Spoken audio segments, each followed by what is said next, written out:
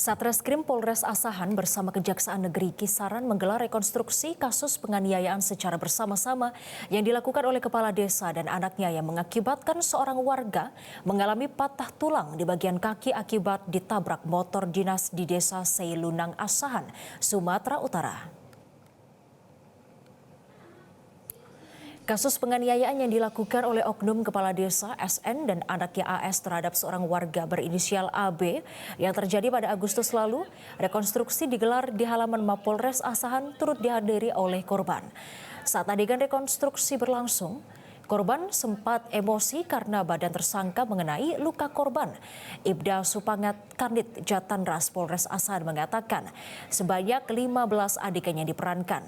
Namun perbedaan di mana korban mengatakan kalau ia ditabrak kepala desa dan memegangnya, kemudian anak kepala desa memukulnya dengan besi.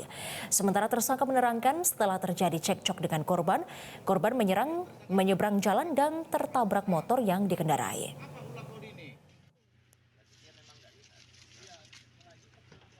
Jelajahi cara baru mendapatkan informasi. Download Metro TV Extend sekarang.